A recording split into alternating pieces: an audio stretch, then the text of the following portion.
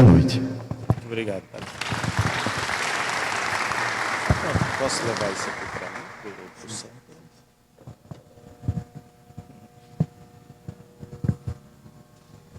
Obrigado. Boa noite para todos e todas. Eu já fui mais ou menos apresentado pelo Padre Lucélio, eu só gostaria de dizer que eu também sou casado há quase 30 anos com a Alessandra, que é fundadora da nossa comunidade. Nós temos 2 filhos já adultos, um deles inclusive já casado, já vou ser avô aqui nesses próximos dias, aqui no próximo mês de maio. A nossa comunidade foi fundada aqui na cidade de Pombal, portanto na diocese de Cajazeiras. Temos 31 anos de existência, portanto desde muito jovem que eu estou nessa caminhada cristã e também atuando como professor, muito embora eu atuei muitos anos como professor e de 10 anos para cá eu tenho dedicação exclusiva à comunidade, então tive que abandonar a sala de aula e às vezes eu sinto saudades da sala de aula. É um espaço em que a gente consegue conversar com muitas pessoas, apesar de toda a dificuldade que se tem o magistério hoje. Queria agradecer o convite inicialmente e antes de falar especificamente sobre esse tema da campanha da fraternidade, eu gostaria de começar fazendo uma partilha com vocês, porque nos últimos anos houve uma discussão muito grande em torno da viabilidade da campanha da fraternidade. Não sei se vocês enfrentaram isso no âmbito da educação, mas no âmbito da igreja, muitas pessoas elas começaram a questionar se deveria fazer a campanha da fraternidade, sobretudo por causa da sua coincidência com o período quaresmal. Então, no entender de algumas pessoas, o fato de se propor uma campanha, né, isso retiraria a espiritualidade própria da quaresma. E os mais rigorosos criticaram, inclusive, algumas reflexões que foram trazidas nos textos base da campanha. Eu ouvi muito isso durante muito tempo, nos últimos anos, é claro. Ouvi pessoas dos 2 lados, como eu sempre gosto de fazer. Eu acho que todo mundo tem alguma coisa para dizer para o mundo e para a igreja. Então, a gente pensa, às vezes, em termos de eclesialidade. Eu acho que cada setor, mesmo os mais tradicionalistas, os ultraconservadores, eles têm alguma coisa para nos dizer. Assim como na sociedade também, a igreja tem alguma coisa a dizer para a sociedade. É por isso que ela propõe o tema da campanha, e a campanha todos os anos.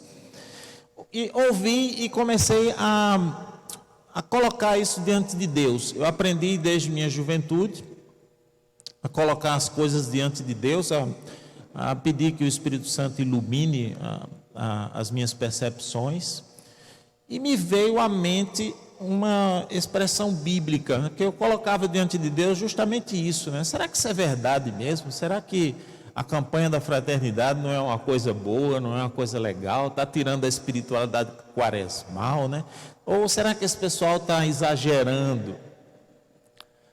E me veio à mente, quando eu colocava em oração, uma expressão do Evangelho, quando Jesus pergunta aos fariseus, ele pergunta assim: é permitido fazer o bem ou o mal no sábado? Essa pergunta de Jesus está num contexto em que os fariseus o criticavam porque ele estava curando no dia de sábado. O dia de sábado era um dia muito importante para os judeus, em que não se podia fazer praticamente nada em termos de trabalho. E os fariseus criticavam Jesus porque Jesus curava no dia de sábado. Aliás, se alguém precisa de uma cura de Jesus, peça no dia de sábado, porque eu acho que no sábado Jesus cura só de pirraça. Ele cura por pirraça com os fariseus, e ainda hoje tem, né? E me veio justamente qual a relação que tem uma coisa com a outra. Ora, assim como o sábado não perdia o sentido quando Jesus curava, também a quaresma não perde o sentido quando nós vivemos uma campanha. A campanha da fraternidade é uma campanha. como se nós fizéssemos uma campanha outra qualquer. Por exemplo, você pode fazer durante a quaresma uma campanha para arrecadar alimentos para levar para os pobres. Que mal tem nisso? Não é? Durante a quaresma não se pode fazer o bem? Pode-se fazer o bem. Se a campanha é um bem, e eu acho que ela é um bem, porque ela foi criada por pessoas muito sérias, padres ligados à Caritas, que é uma instituição da Igreja Católica que faz ao longo dos tempos um trabalho brilhante um trabalho social brilhante em relação à ajuda às pessoas mais carentes. Depois apoiada pelo cardeal Eugênio Salles, hoje falecido, mas que na época, em 1962, era arcebispo de Natal, um dos homens mais sérios que a Igreja do Brasil já conheceu, de confiança do Papa João Paulo II. Então, até em respeito a essas pessoas que criaram, que começaram o trabalho, eu acho que a gente tem que pensar a campanha dessa forma, como um bem. E se é um bem, ela pode sim ser feita durante a quaresma sem nenhum problema. Ela não vai retirar, inclusive, a espiritualidade própria da quaresma, a meu ver. Quem perde essa espiritualidade é porque já não tem sensibilidade litúrgica. Então, qualquer coisa pode servir para dispersar.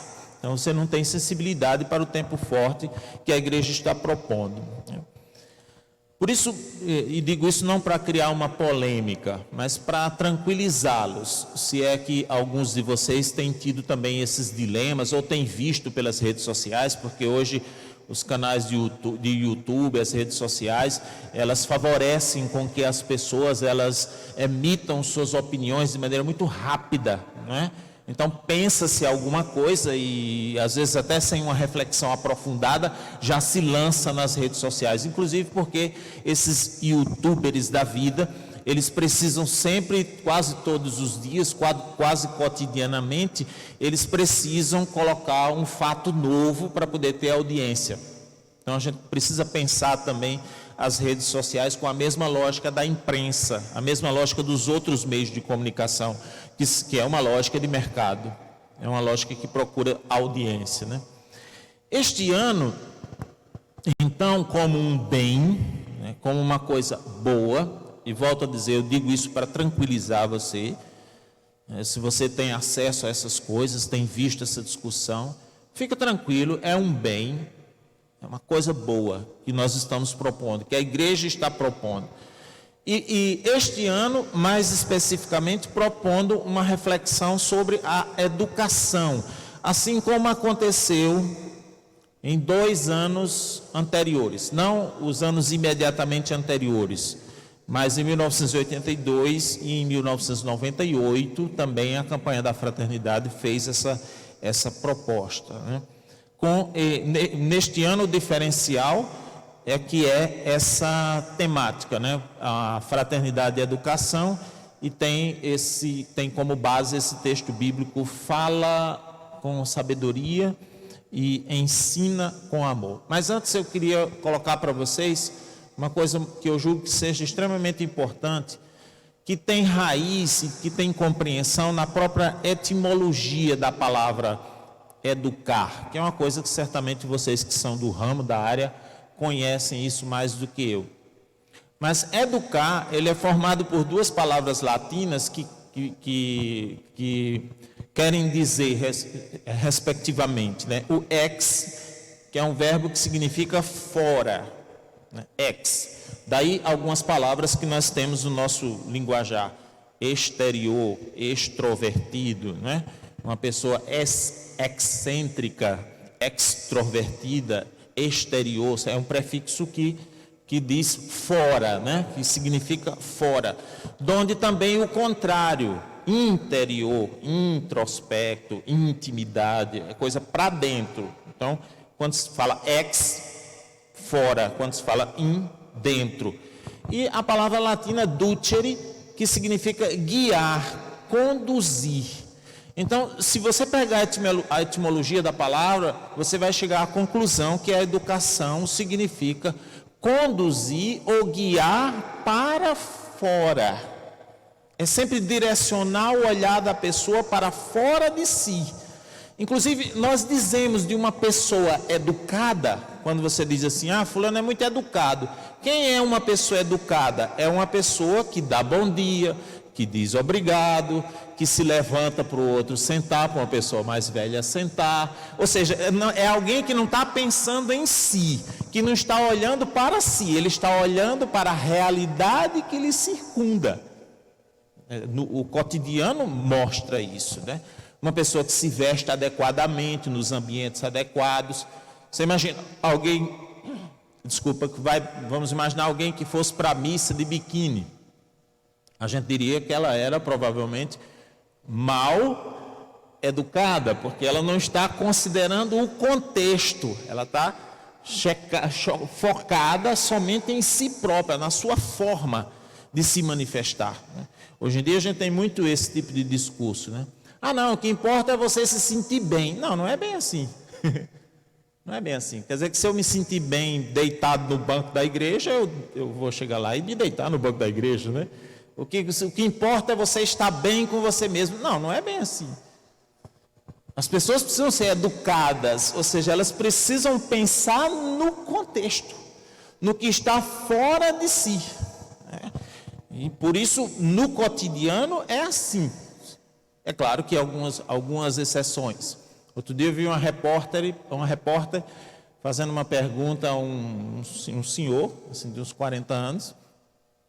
E a repórter perguntou: quando o senhor está num ônibus e sobe uma pessoa idosa, o senhor dá a cadeira? Ele disse não. Ela ficou muito decepcionada e disse assim: mas por que o senhor não dá? Ele disse: porque eu sou motorista. É claro, nesse caso não vai ser possível, né? Mas educar, então, seria isso. Qual seria a proposta de um educador? Ou mais especificamente, a missão de um educador? E esse é o nosso esforço, muitas vezes, com os nossos alunos, por exemplo. É fazê-los enxergar a realidade fora de si. As exigências que o mundo tem. O que o mundo exige de uma pessoa? Imagina, nós estamos construindo uma ideologia que vai um pouco na contramão, não só de valores que a gente poderia dizer propriamente evangélicos, mas que vai na contramão de valores humanitários, porque a humanidade é assim, nós precisamos considerar as realidades que estão fora de nós. Ninguém pode viver só para si, só olhando para si, só percebendo a sua própria realidade, buscando o seu próprio conforto. Isso seria um egoísmo completamente daninho para a sociedade e também para a própria pessoa. Deus é assim. Nós podemos dizer que Deus é educado. Deus é um ser muito educado. Por quê? Porque Ele vive desde toda a eternidade saindo de si. O pai pensa sempre no filho.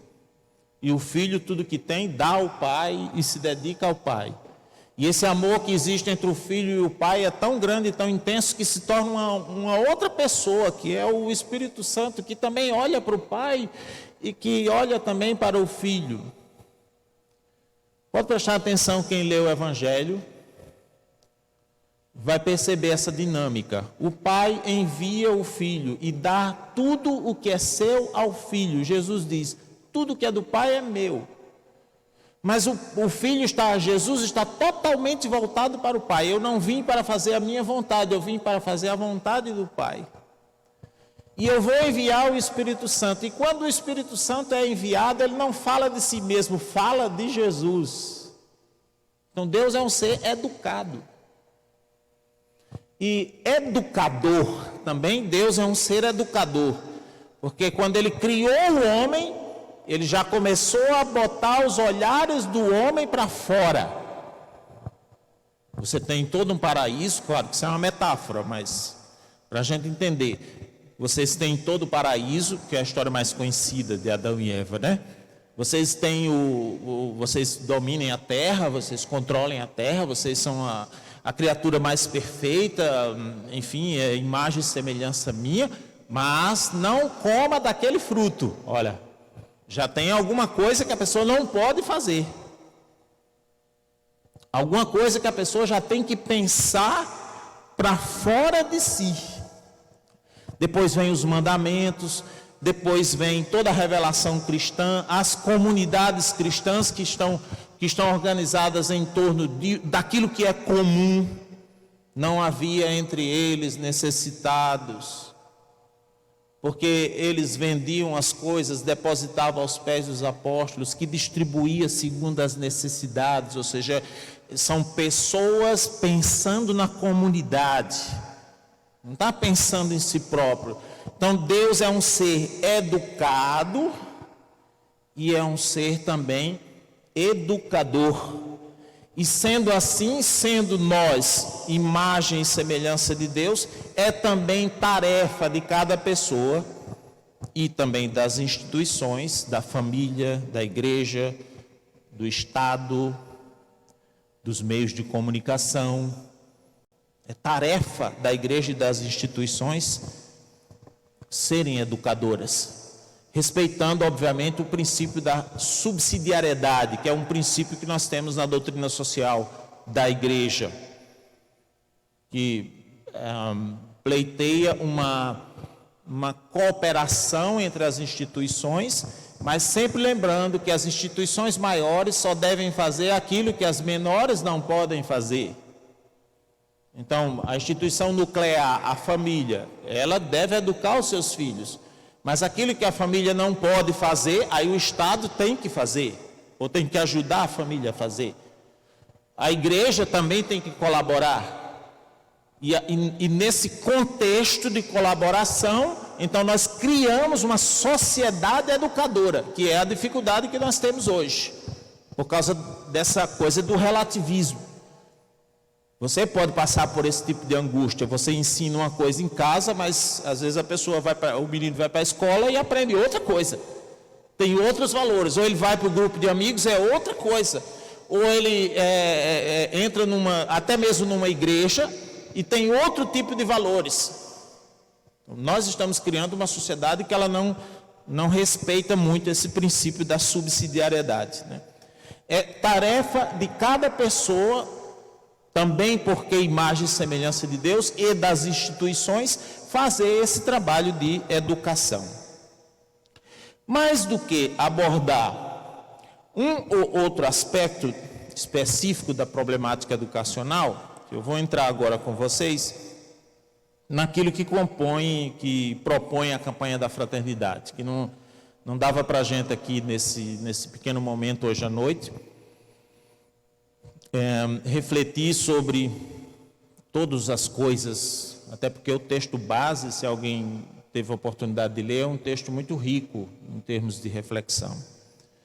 Mas nos convoca a refletir sobre os atos fundamentais, ou sobre os principais fundamentais do ato de educar, que neste caso específico estão contidos, as duas coisas estão contidas no lema: fala com sabedoria e ensina com amor. Passa, por favor. Isso. Fala com sabedoria e ensina com amor. Então, aqui nós destacamos essas duas coisas, a sabedoria e o amor. Quando o texto propõe falar com sabedoria, ele está falando de duas coisas. Está falando de conteúdo. Significa dizer, nós temos que ter conteúdo para ensinar. Se nós não tivermos conteúdo, nós não vamos conseguir ensinar. E aí entra a nossa formação como pessoas, como professores, como educadores, mas também a nossa formação como pessoas. É preciso crescer em conteúdo, e conteúdo autêntico, conteúdo verdadeiro. Se eu quero ser um bom educador, eu preciso crescer nisso. Até para levar para a sala de aula, né, um conteúdo que faça as pessoas crescerem. Uma vez eu me irritei porque eu saí quando eu fiz mestrado, eu paguei uma disciplina em João Pessoa e morava em Pombal. E eu saí para assistir aula num dia de manhã. Como vocês sabem, de Pombal para João Pessoa é longe. Eu peguei um ônibus, viajei 6 horas à noite, cheguei lá, tive que entrar direto praticamente na sala de aula, né, para começar a assistir e era uma disciplina que eu estava pagando onde tinha outras pessoas que estavam fazendo doutorado. E começou uma discussão, professora da área de filosofia, e alguém entrou com um assunto para discutir como era que as pessoas, desculpem a expressão, como era que as pessoas antigamente faziam cocô. Se era de cócoras ou era sentado. E começaram a discutir um monte de coisa relacionada a isso, a importância que tinha fazer a coisa de cócoras, a importância que tinha fazer a coisa sentado. Foi um negócio tão maluco que teve uma hora que eu não suportei. Eu digo, peraí, gente, por favor, eu viajei 6 horas de ônibus, eu estou cansado para vir para uma disciplina de mestrado, para discutir como é que a pessoa faz cocô. Me desculpa, né? Está faltando conteúdo. Está faltando conteúdo na coisa. Nós precisamos realmente fortalecer esse aspecto. Conteúdo seguro, né? Sabedoria. Onde é que nós podemos buscar isso? E aqui é preciso... Você pode pensar que isso é uma coisa, um detalhe, mas não é. Isso é muito importante. Porque o excesso de informações pode ser igualmente daninho que a falta de informações. Se você não tem informação, você pode sofrer muito. Mas também o excesso de informação faz com que as pessoas cada vez mais, e é próprio da nossa sociedade, cada vez mais elas saibam de mais coisas e cada vez mais elas sabem menos profundamente sobre as coisas, ou sobre essas mesmas coisas. Então todo mundo dá opinião sobre tudo, sabe falar sobre tudo, mas não se sabe falar com profundidade. Precisamos de conteúdos profundos. Mas a sabedoria tem a ver também com o método, porque vocês devem saber, o verbo sabedoria tem a ver com sabor. Saber, sabor, tem o mesmo radical. E muitas vezes uma pessoa, ela pode ter, sabe gente que sabe cozinhar bem? Ela vai pegar uma certa quantidade de ingredientes e ela vai conseguir dar sabor àqueles ingredientes e vai fazer uma comida excelente. Mas se você pegar uma pessoa que não sabe cozinhar, você vai entregar a ela os mesmos ingredientes e ela não vai conseguir dar sabor, ela não vai conseguir temperar as coisas. Eu digo isso para dizer, tem a ver com método. Nós precisamos ter conteúdo, mas cada vez mais nós temos também que ter método de transmissão, tempero. Nós precisamos ter, inclusive, frescor, não frescura, mas frescor na hora de transmitir conteúdos, alegria, fazer com que essas coisas elas sejam sentidas pelas pessoas como realmente eficazes para a sua vida. Quando eu estudei contabilidade, eu tinha um professor que dava aulas de matemática superior, uma disciplina dificílima, quase que eu não paguei nada, quase que eu não consegui pagar a cadeira. E um dia eu perguntei, professor, isso vai servir para quê na minha vida? Ele disse, para você eu não sei não, para mim está me dando meu pão. Olha, o descompromisso com a lógica da vivência dos conteúdos. Transmitir o método, transmitir através de um bom método. Não adianta ter bom conteúdo se não se tem um bom método. É um problema, por exemplo, da nossa igreja. A nossa igreja a nossa igreja católica e outras igrejas também tem um conteúdo excelente, porque é um conteúdo milenar, uma doutrina espetacular. O cristianismo é um negócio fabuloso. Quem mergulha profundamente no cristianismo entende que é um negócio extremamente lindo, né? O percurso que se faz como cristão, mas muitas vezes nós não sabemos transmitir isso. Essa semana eu estava numa missa e a pessoa começou que comentarista de missa já é um negócio também que já criaram, né? Assim, já inventaram um pouco dentro da nossa liturgia. Outro dia alguém disse, você pode comentar a missa? Eu disse, posso, quando terminar você vem que eu comento. Porque comentarista, para mim, é comentarista de futebol, né? Eu achava que comentar a missa era assim, né? O cara terminou o ato penitencial. O comentarista vai dizer alguma coisa sobre o ato penitencial, né? Mas era alguém que estava lendo as intenções ainda. Ele leu as intenções, depois ele leu... Aí ele falou assim, e também as intenções que estão no seu coração. Rezemos ao Senhor. Senhor, escutai a nossa prece. Então já começou botando as preces antes da missa. Depois o padre chegou... Antes do nome do Pai, falou 5 minutos sobre o Evangelho. Detalhe, quando ele foi fazer a homilia, ele falou uns 40 minutos e não falou nada sobre o Evangelho. Ou seja, a gente faz umas misturadas, né? Umas coisas, por exemplo, leitores. Já viu leitores, às vezes, das nossas missas? Aliás, a gente tem que começar, talvez, a trabalhar isso, né? Assim como tem ministros da Eucaristia, a gente tem que ter ministros da palavra, tem que ter leitores. Senão a gente fica com aquela prática, né, de botar uma pessoa que chegou, às vezes quando é missa de 30º dia ou missa de corpo presente, aí a gente bota a pessoa, o parente do defunto, para fazer a leitura. O cara nunca foi na igreja, não que eu tenha nada contra isso, mas ele vai fazer a leitura. Eu lembro de uma lá em Pombal, não sei se foi no seu tempo, padre. Botaram o parente lá e ele pegou aquela passagem de São Paulo aos Gálatas, ele estava fazendo a leitura e disse... O Espírito Santo vem em auxílio ao nosso espírito, e o Espírito Santo diz, a expressão bíblica é Abba, Pai. Ele disse Oba, Pai. Eu acho que ele nunca viu a palavra Abba, né? Eu achava que Abba era de boné, não sei, então achou que era Oba, Pai.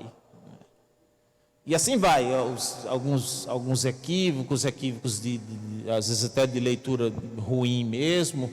Nós precisávamos transmitir isso melhor. Eu acho tão engraçado, né? Os salmistas, tem uns salmistas que eles vão cantar os salmos, parece que eles vão dançar os salmos. Né? Eles fazem assim. Eles não vai cantar. Né? Uma vez eu estava numa missa de 30º dia. Aliás, o correto é dizer 30º dia, né? Tem gente que chama missa de 30 dias. Alguém disse uma vez, Ronaldo, deixa eu ir uma missa de 30 dias. Eu digo, que missa demorada é essa, dona? A missa de 30 dias deve ser complicado, né?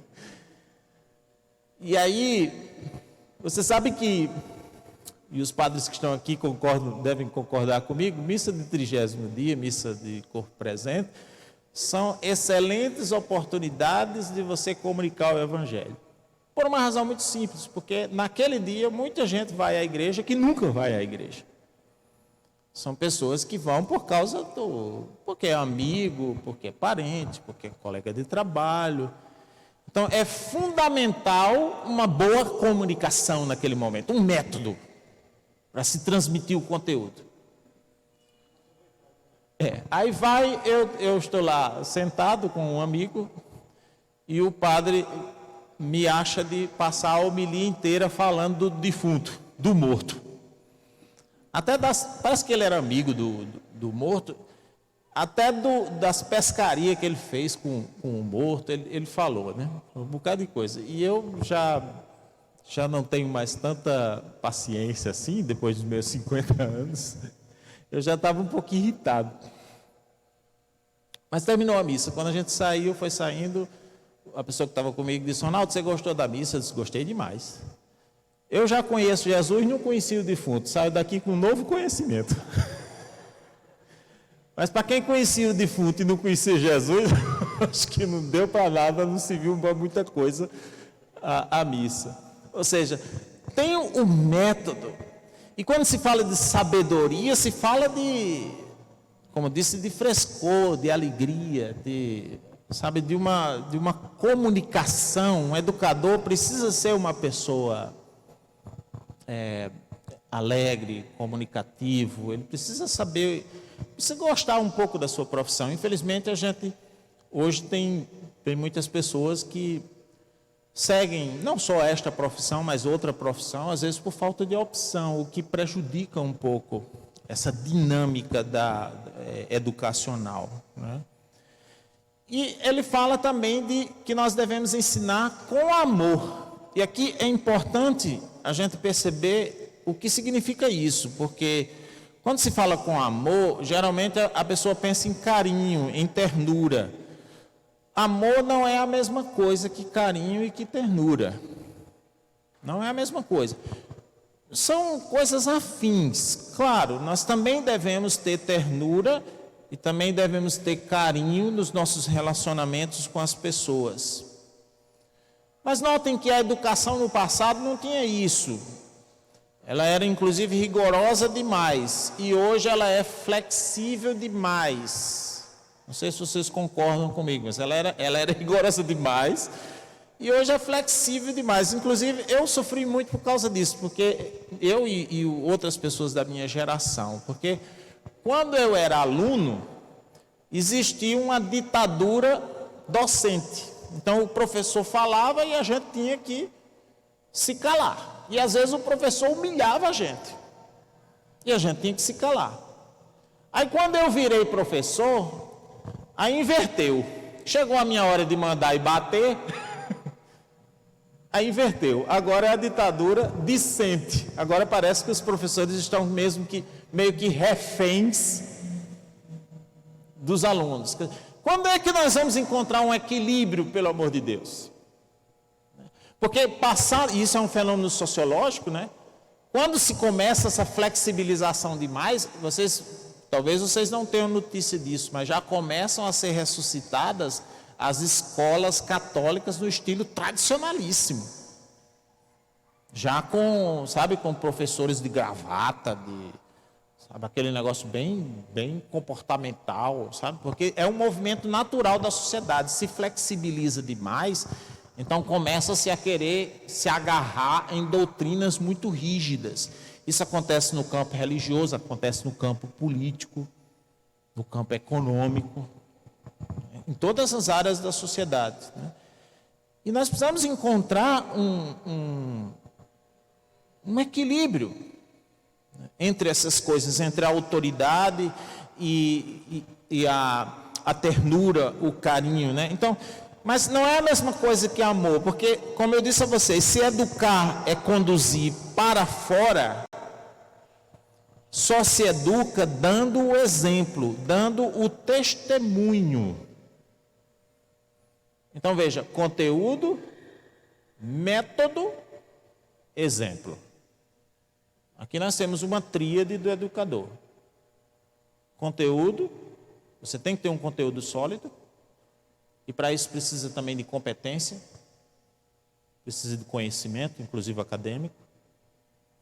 Você precisa de método, mas você precisa também dar o exemplo. Você precisa ser alguém que pensa nas realidades externas, que não está focado em você só. Você tem que ser alguém educado. Você tem que considerar os interesses dos outros. Você tem que ter sensibilidade com as realidades que estão fora de você. E os educandos precisam perceber isso. Professores, pais, ministros da igreja, políticos, jornalistas, precisam ter exemplo, precisam ter testemunho. E aqui está um gargalo, porque nós vivemos uma certa corrupção generalizada, sabe? A corrupção no nosso país, infelizmente, pelo menos no Brasil, não é um privilégio dos políticos. Várias pessoas, em todos os âmbitos da sociedade, elas às vezes querem o menor custo e o maior benefício, elas estão interessadas nelas. Basta você olhar, me perdoem se estiver atingindo alguém, mas basta você olhar o nosso serviço público. No programa que eu estudei, tinha 4 funcionários, só um resolvia tudo, os outros ficavam ali atendendo um telefone ou outro. Porque o que a gente quer muitas vezes? A gente quer uma coisa, um trabalho, uma situação que nos dê a possibilidade de viver bem, mas com o menor custo possível. Essa corrupção ela é generalizada no nosso país. E nós precisamos repensar isso. Não dá para ficar simplesmente criticando as outras pessoas. Tem que se repensar essa coisa. Dar o testemunho, dar o exemplo. Não ter medo de fazer isso nas realidades, porque nós encontramos resistência. As pessoas boas, infelizmente, encontram resistência na sociedade. Você fazer o bem, você agir corretamente, agir com honestidade, né? Você está, por exemplo, assumindo uma função, você assumir essa função com honradez. Às vezes a gente é criticado, mas você está fazendo demais, que isso? Ninguém mais faz. Não, tem que ter coragem de fazer, mesmo quando ninguém mais faz. Às vezes eu fico perguntando aos jovens, sobretudo, aos quais eu tenho acesso. Alguns que querem, por exemplo, fazem coisas mirabolantes para passar no vestibular para medicina. E não faltam aqueles que dizem que foi Deus que deu a eles a vitória. Eu acho curioso, né? Às vezes até alguns vão testemunhar, né? Foi Deus que fez eu passar no concurso. Bom, primeiro eu fico pensando, né? Bom, se ele passou, teve um bocado que não passou. Os outros também tinham pedido a Deus. Eu não sei porque que Deus deu a ele, mas não deu aos outros. Mas tudo bem. Pode ser que Deus tenha dado, porque Deus é quem sabe o que faz. Eu não sei o que é que tem na cabeça de Deus. Tem duas pessoas que eu não sei o que tem na cabeça. É Deus e a minha mulher. Aí eu pensei, pode ser até que Deus tenha dado a possibilidade de alguém passar num concurso, mas seria com que intenção? Só para que esta pessoa tenha um bom salário ou uma boa condição social? E eu comecei a desafiar, por exemplo, os jovens aos quais eu tive acesso. Você quer fazer medicina para quê? Só para ter o status de médico? Ou você pode mudar um pouco o sistema público de saúde que nós temos? Valorizar os pobres? Nós não pensamos no aspecto missionário da coisa. Missionário aqui no sentido amplo, não só no sentido religioso, mas no sentido da missão que cada um tem na sociedade. Ter a coragem de dar a cara a bater, nós precisamos fazer isso. Até como cristãos, e eu entendo que a maioria de vocês são cristãos, serem verdadeiros naquilo que nós professamos, como cristãos. Eu acho interessante, às vezes, quando a gente defende uma ideia cristã, né, a pessoa diz, você está falando disso porque você é religioso. Claro. Se eu sou de uma igreja, defendo uma igreja, pertenço à igreja, eu tenho que agir como essa igreja me propõe que eu aja. Senão eu estarei sendo incoerente. No primeira aula do mestrado, quando eu entrei, vocês sabem que eu fiz história, depois fiz mestrado em sociologia. Vocês sabem que essa área de ciências humanas, durante muito tempo na universidade, foi muito hostil ao cristianismo. E a gente que usa sinal sacramental, né, que já tem jeito de pessoa religiosa, assim, a gente já entra na faculdade e o pessoal já fica olhando a gente assim um pouco atravessado, né? E faculdade é engraçado, né? Faculdade tem um clima, tem uma áurea de coisa contra a igreja e contra a religião, que mesmo as pessoas religiosas acabam ficando silenciadas dentro da universidade. Eu acho tão interessante. Já viu como é difícil funcionar a pastoral universitária? Porque a gente tem, parece que tem um negócio. Foi feita uma pesquisa uma vez e descobriu-se que a grande maioria dos trabalhos acadêmicos, entre TCC, monografia, dissertação e tese, a maioria delas, elas começam assim: agradeço primeiramente a Deus. O que significa que nós temos pessoas cristãs e religiosas e que acreditam em Deus dentro da universidade. Mas parece que dentro da universidade, um grupo, 4 ou 5 pessoas que são contra, domina aquele negócio e intimida a gente.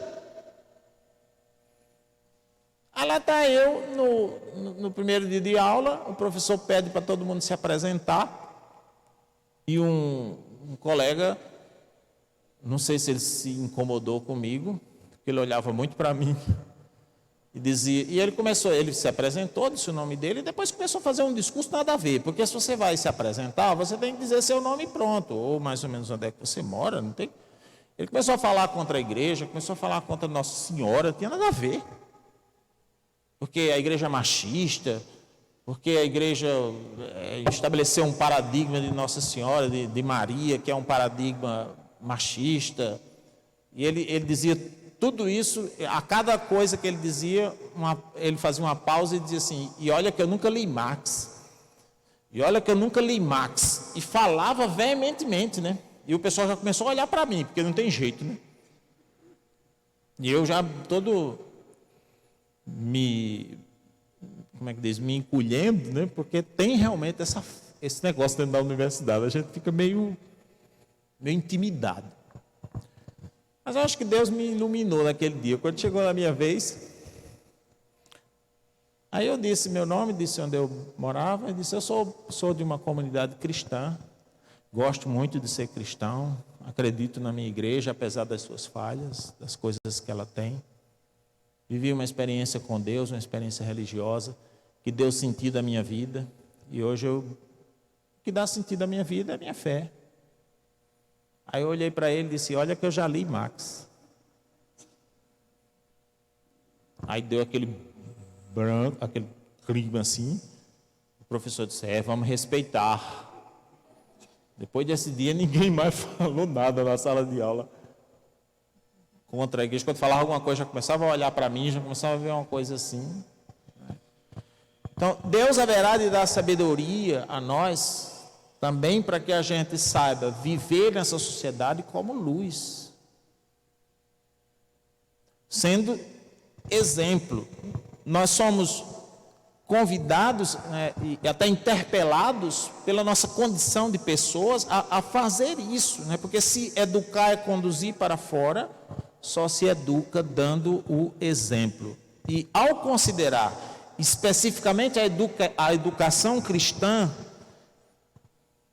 e aqui é uma proposta da campanha da fraternidade, é partir de uma antropologia cristã. O que significa isso, uma antropologia cristã? É o modo como o cristianismo vê o homem. Antropologia, antropos, homem. Cristã, como é que o cristianismo vê o homem? E aqui neste parágrafo nós vamos ter já algumas dicas a esse respeito. Quando diz que a educação cristã parte da visão positiva e integral do ser humano. Positiva significa: eu preciso acreditar na pessoa. Eu não posso desacreditar dela. Eu tenho que acreditar nas pessoas. Jesus acreditava nas pessoas. Quando ele foi multiplicar os pães, na narrativa de Mateus especificamente, ele entrega os pães aos discípulos, pede que os discípulos distribuam, e tem um detalhe naquela palavra interessantíssima. Diz o evangelista que eles tinham também alguns peixes e distribuíram também. Ou seja, para o evangelista Mateus, Jesus não deu os 3 pães e os cinco peixes. Ele deu os pães, mas confiou nas pessoas, e elas multiplicaram, né? Então, os líderes, os educadores precisam confiar nas pessoas, precisam ter uma visão positiva da pessoa, precisa dar o direito delas errarem, né? Quebrar a cabeça de vez em quando para poder crescerem. Mas também uma visão integral do ser humano, não ver o ser humano somente sob o aspecto intelectivo.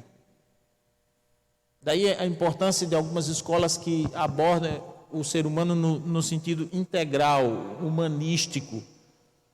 Os meus 2 filhos estudaram em escolas de religiosas. E ainda hoje eu sou muito grato a elas, porque elas conseguiram imprimir neles os mesmos valores que nós dávamos em casa. E entre eles, esses valores, essa integralidade da pessoa. Não formar o indivíduo somente no aspecto intelectivo. Senão a gente vira um problema. Nós temos hoje pessoas altamente capacitadas do ponto de vista tecnológico, mas profundamente frágeis do ponto de vista emocional, afetivo, por exemplo.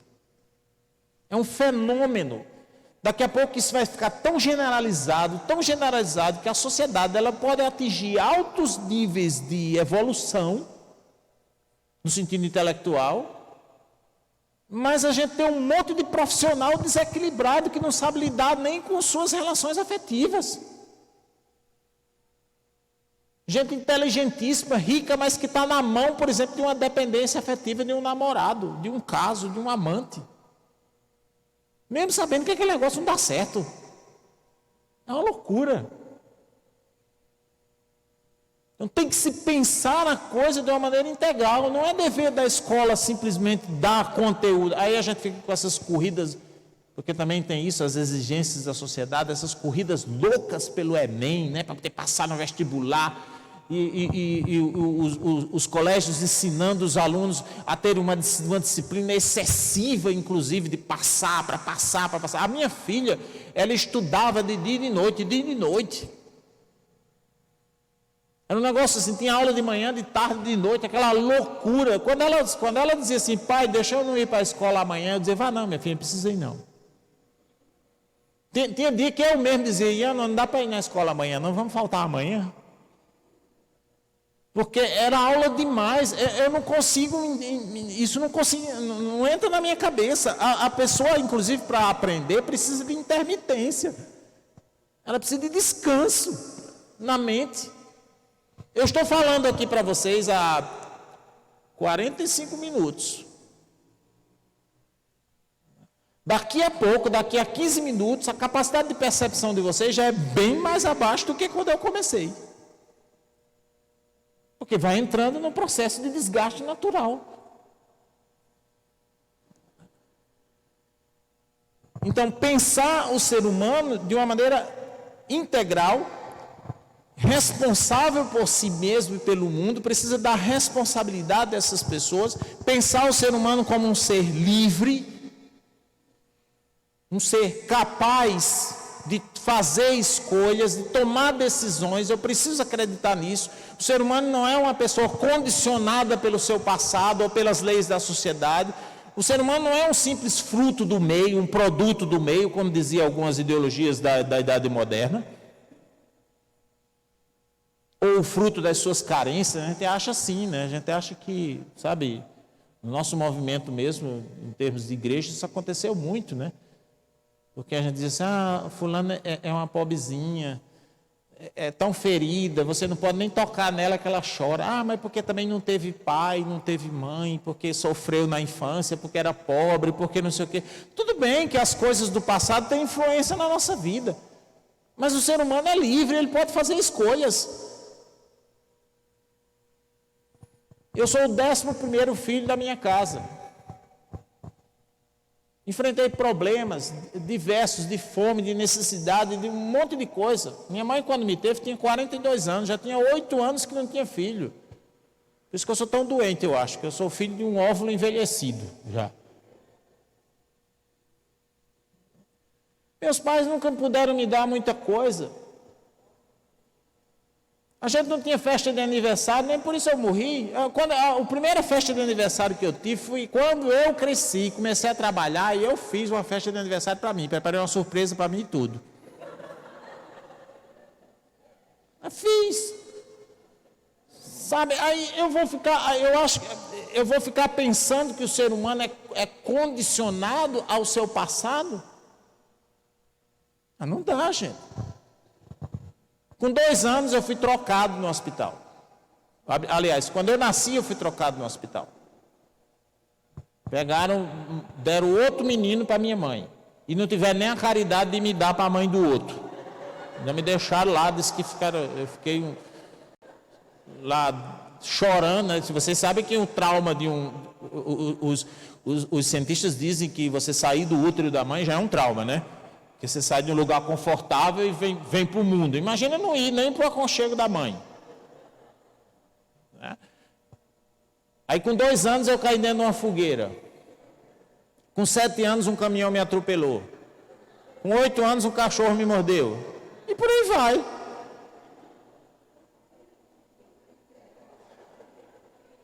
Aí eu vou ficar agora como coitadinho na vida? Não, sabe, não, olha a minha vida passada, vocês têm que ter cuidado de mim. Não, eu sou um ser humano livre, eu posso tomar minhas escolhas. Eu posso fazer, inclusive, da minha vida passada um impulso para determinadas conquistas e tudo, né? Eu digo lá em casa que eu sou ruim e morredor. Eu sou como o cara que, não sei se vocês conhecem a história do cara que queria se suicidar, tentava várias vezes, não conseguia. Um dia ele disse assim: hoje eu me mato. Pegou um revólver, uma lata de veneno, uma corda, aí subiu numa árvore que tinha embaixo do rio, porque ele pensou: eu vou atirar, se eu não morrer do tiro, eu morro do veneno, se eu não morrer do veneno, eu morro enforcado, se eu não morrer enforcado, eu morro afogado. Aí tomou o veneno primeiro, ficou meio tonto, foi atirar, errou, acertou a corda. Caiu dentro d'água, o rio jogou ele para mais, tomou tanta água que vomitou o veneno. Pronto. Eu sou ruim, eu sou desigual esse cara, ruim e morredor. Por quê? Porque o ser humano precisa ser visto assim por nós educadores. Não como determinados pelo meio. Com isso eu não estou dizendo que a gente não sofra as influências, claro, do meio, das situações todas. Existem pessoas que precisam ser ajudadas a superar muitas coisas. Mas também não dá para ficar tratando as pessoas, sabe, como se elas fossem ovo, né? Como se fosse casca de ovo. Você não pode exigir dela um pouco mais.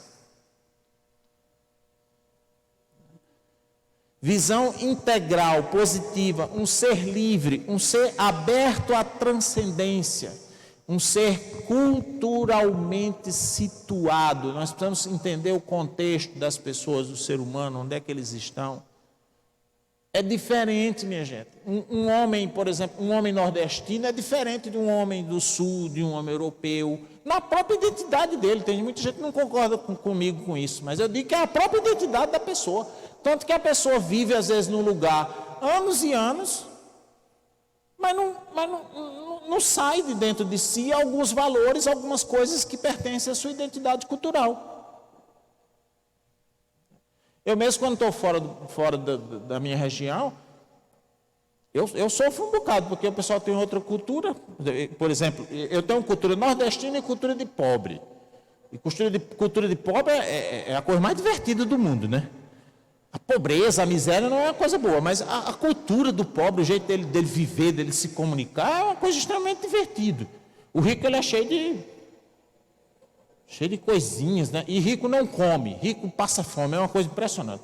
Quando me botam numa casa de um rico, eu já sei, vou passar fome. Porque eles comem aquelas coisinhas, sabe, os estrogonofezinhos, negocinho. Pobre não, pobre ele empurra comer na sua cara o tempo inteiro, e se você não comer, ele ainda fica com raiva. E depois ele pede desculpa, né? Ali no sul-sudeste, o pessoal não janta, não, é engraçado.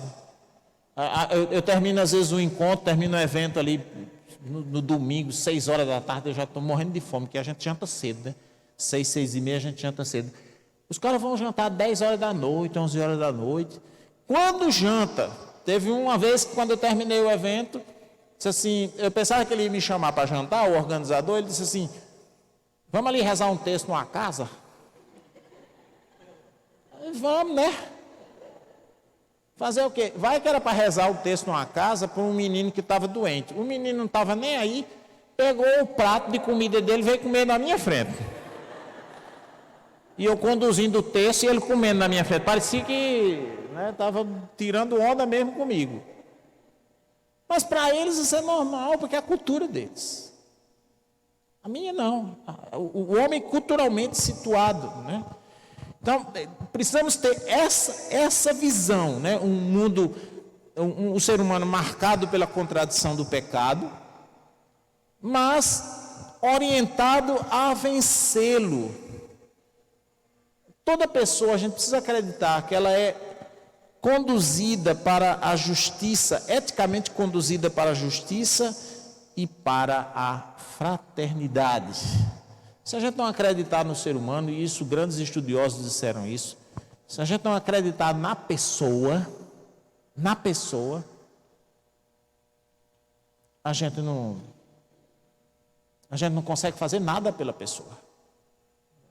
Como formador geral na minha instituição, eu trabalhei muitos anos com um grupo de formadores, que são também educadores, e Eu sempre requisitei deles essa crença, essa fé, não só a fé em Deus, mas a fé na pessoa. Porque a gente recebe, muitas vezes na comunidade, um jovem, um indivíduo, uma pessoa mal formada, uma pessoa mal educada, que não teve a base familiar, uma pessoa desequilibrada, às vezes do ponto de vista afetivo, do ponto de vista intelectivo, nos pensamentos, no discernimento.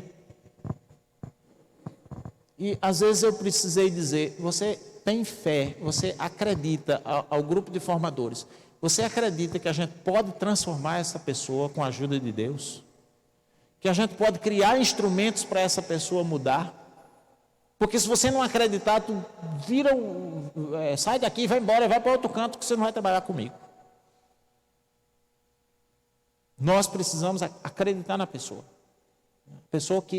Acreditar que ela é sim capaz de mudar, capaz de ser transformada. Se a gente não acreditar nisso, a gente tem que desistir, muito provavelmente, se for possível, da nossa condição de educadores. Faço uma última citação. E depois, não sei qual é o plano da organização, se alguém quiser contribuir ou com alguma coisa ou fazer alguma pergunta, dentro da minha limitação, eu estou disposto a responder. Uma última citação. Somos convidados a ver a realidade da educação em diversos âmbitos. Como disse, família, sociedade, igreja, instituições. Iluminá-la com a palavra de Deus, encontrando e redescobrindo meios eficazes que favoreçam processos mais adequados e criativos. O amor é criativo. A fim de que ninguém seja excluído de um caminho educativo integral, que humanize, promova a vida e estabeleça relações de proximidade, de justiça e de paz. Eu me comprometo a rezar para que vocês sejam esses educadores. Muito obrigado.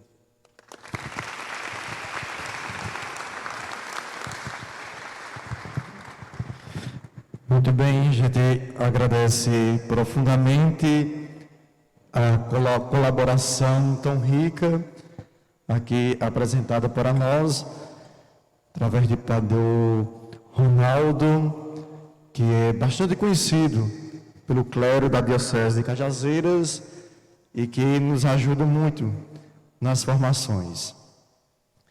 Nós queremos informar se alguém tem alguma pergunta, poderia fazer escrita em algum papel, algo do tipo,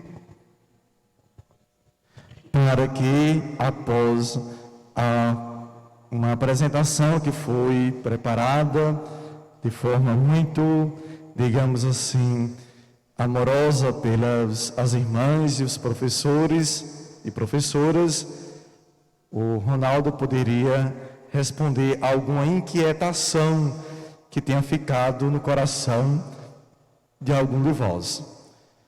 Em seguida, finalizando o nosso encontro de hoje, nós teremos o momento da oração, que nós somos assim uma instituição católica, obviamente. Nós vamos finalizar rezando, pedindo a Deus a sua bênção, a sua proteção. Então, nós vamos para a apresentação, que nos ajuda a adentrarmos ainda mais nessa noite diferente, proporcionada pela Forania de Catolé do Rocha, na pessoa de Padre Arnaldo José, o coordenador da Forania.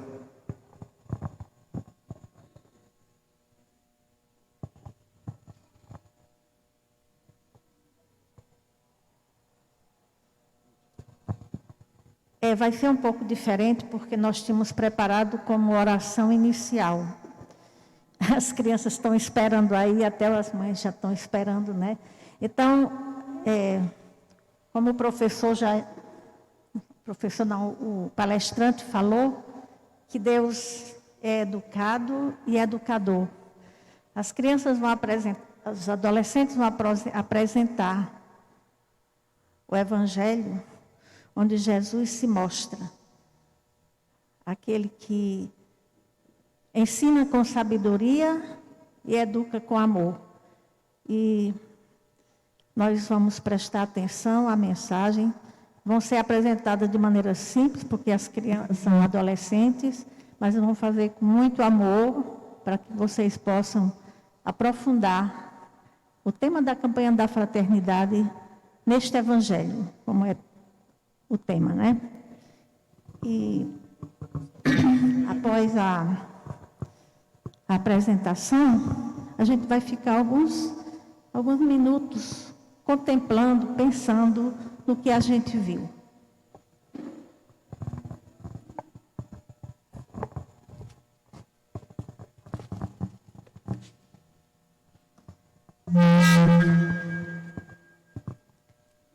Evangelho segundo João, capítulo 8, versículos de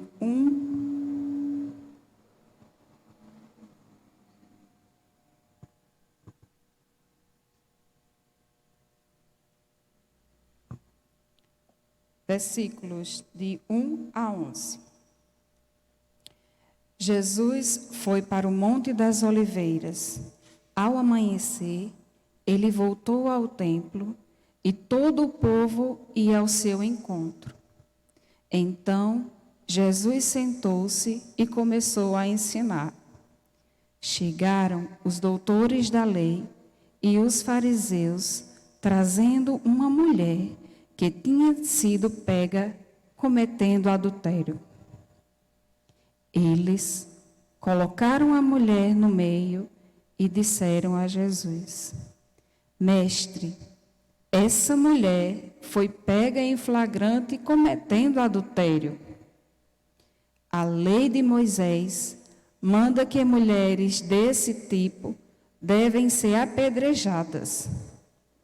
E tu, o que dizes? Eles diziam isso para pôr Jesus à prova e ter um motivo para acusá-lo. Então, Jesus inclinou-se e começou a escrever no chão com o dedo. Os doutores da lei e os fariseus continuaram insistindo na pergunta. Então, Jesus se levantou e disse: Quem de vocês não tiver pecado, atire nela a primeira pedra. E, inclinando-se de novo, continuou a escrever no chão. Ouvindo isso, eles foram saindo um a um, começando pelos mais velhos. E Jesus ficou sozinho. Ora, a mulher continuava ali no meio. Jesus, então, se levantou e perguntou: Mulher, onde estão os outros? Ninguém condenou você? Ela respondeu: Ninguém, Senhor. Então Jesus disse: Eu também não a condeno. Pode ir e não peques mais.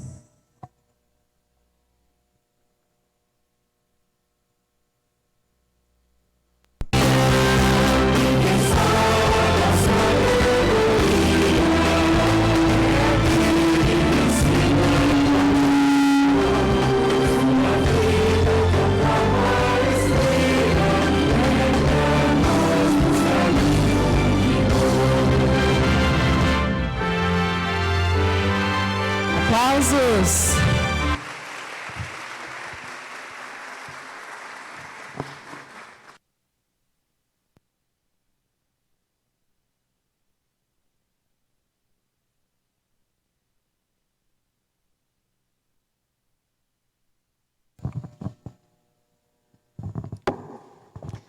As ações de escuta, discernimento, e contemplação convidam e estimulam uma prática transformadora. Tais posicionamentos se inspiram na ação educadora de Jesus, que é rica em misericórdia e disciplina. Juntos vamos dizer: Jesus Cristo dá-nos a verdadeira sabedoria. Jesus Cristo, a verdadeira. A falta de referência ao passado compromete a possibilidade de os jovens fazerem projetos e ampliarem seu espírito criativo. Jesus Cristo, dá-nos a verdadeira sabedoria. Jesus Cristo, dá-nos a verdade. Muitas mudanças hoje afetam o meio ambiente, a sociedade, a cultura e as instituições. Jesus Cristo, dá-nos a verdadeira sabedoria. Jesus Cristo, dá-nos a verdadeira. A sociedade atual é imediatista. Não ensina a desejar para além daquilo que está imediatamente acessível e desconsidera o transcendente, o que vai além da experiência concreta. Jesus Cristo, dá-nos a sabedoria verdadeira. Jesus Cristo. Grande parte do conhecimento científico desviou-se da construção e preservação da vida. E, como consequência, a mudança da educação tornou-se mercadoria e o empobrecimento cultural. Jesus Cristo, dá-nos a verdadeira sabedoria.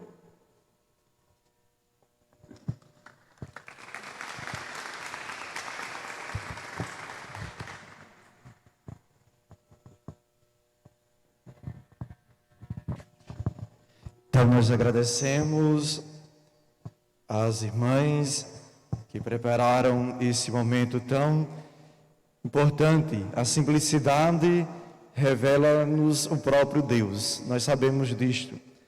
E nós que temos a missão de educadores e educadoras, certamente já tivemos ricas experiências de ensino e aprendizado na simplicidade. E é isso que faz o diferente acontecer. Então, nós agradecemos mais uma vez às irmãs. Nós iremos para alguma pergunta, surgiu alguma dúvida, alguma inquietação, pode ser também o ponto de vista que foi, digamos, despertado em você acerca do tema da campanha da fraternidade deste ano. Nós sabemos que falar com sabedoria e ensinar com amor é a proposta da campanha. E, de algum modo, nós precisamos destas duas ferramentas. E nós vimos na apresentação o quanto Jesus usava a sabedoria para libertar e para educar a pessoa. Livra aquela mulher e educa os arrogantes e prepotentes que se achavam dono, melhores, porque estavam conduzindo a lei. E ele coloca o amor acima da lei. Repito, como no início falava, ontem rezávamos isto. A lei apresentada pelo ressuscitado é a lei do amor. E não aquela lei que proibia as mulheres irem ao túmulo no sábado. E é por isso que elas só vão no primeiro dia da semana, no domingo. Então, que nós possamos também olhar, como diz alguns poetas, olhar com o coração o ensino, o nosso serviço, que estamos assim fazendo acontecer essa diferença. Nós sabemos o quanto a educação, como Ronaldo bem apresentava para nós, ela é importante, sobretudo no contexto atual da nossa sociedade. E a igreja se preocupa com isto para que recupere-se aquilo que se perdeu, a educação familiar, a base familiar. A irmã também falava isto, a falta de referência prejudica certamente o ser humano. E aí na escola é justamente esse momento em que o aluno, o aprendiz, tem um contato com pessoas sábias. E nós sabemos que nós temos muito conteúdo. Também a gente recorda o que Ronaldo apresentava. Só o conteúdo não é suficiente. É preciso ter um método. E esse método, obviamente, ficou muito esclarecido, é o amor. Não é fazer de qualquer jeito. Então, para nós padres também, isso serve como um despertar, para que não possamos estar fazendo a homilia nos 5 minutos iniciais, como Ronaldo falava no início, para que o padre também se preocupe, porque a igreja é uma casa educadora também, não só anunciar uma história que aconteceu, é um Cristo vivo que educa e que salva. Então nós vamos para a oração que foi preparada, é possível.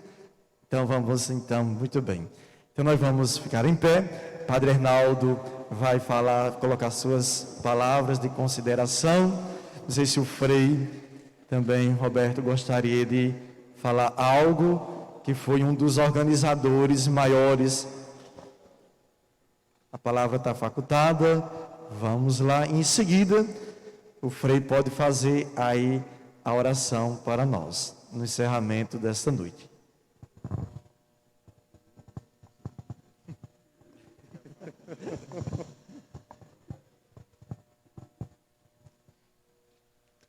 Gostaria de primeiro agradecer. Não conhecia Ronaldo, da comunidade Remidos em Cristo, mas já quero aproveitar a ocasião, porque fiquei bastante edificado. Acredito que todos aqui que participaram, pela clareza e profundidade, gostaria que possa retornar a Catolé do Rocha em outros momentos. Será convidado com certeza, porque nos enriqueceu bastante aqui. Agradecemos também a irmã Flávia pela disponibilidade em nos proporcionar esse momento de espiritualidade, de oração, dramatizada pelas crianças de maneira simples, mas ao mesmo tempo muito profunda. Que Deus recompense a cada um dos dois que nos permitiram refletir nesta noite. Então podemos concluir assim com a oração que o Senhor nos ensinou. Elevemos nossas mãos. Pai nosso que estás nos céus, santificado seja o vosso nome. Venha a nós o vosso reino, seja feita a vossa vontade, assim na terra como no céu. O pão nosso de cada dia nos dai hoje. Perdoai-nos as nossas ofensas, assim como nós perdoamos a quem nos tem ofendido. E não nos deixeis cair em tentação, mas livrai-nos do mal. Amém. Ó Pai bendito, nós te louvamos por esse momento que nos concede, esta noite, de pararmos para refletir nesta proposta da campanha da fraternidade deste ano. Que cada palavra hoje proclamada ganhe espaço no terreno do nosso coração e que o Teu Espírito Santo, o Espírito que plenificou o Cristo que morreu para nos salvar, que esse mesmo Espírito possa fazer frutificar cada palavra que foi proclamada nesta noite. Que Deus Todo-Poderoso nos guarde, nos abençoe e nos conduza para que possamos falar com sabedoria e também ensinar com amor, com profundo amor. Em nome do Pai, e do Filho e do Espírito Santo. Por fim, gostaria de tirar uma foto com todos, não sei se é possível vocês virem aqui à frente e alguém registrar esse momento importante para a nossa forania de Catolé do Rocha. Então, tem como acontecer essa foto? Eu penso que tem sim. Vocês poderiam, por gentileza, virem aqui à frente. Mais uma vez, a gente agradece profundamente a Ronaldo, que contribui sempre com a nossa Diocese de Cajazeiras, ele que vem sempre nos ajudando.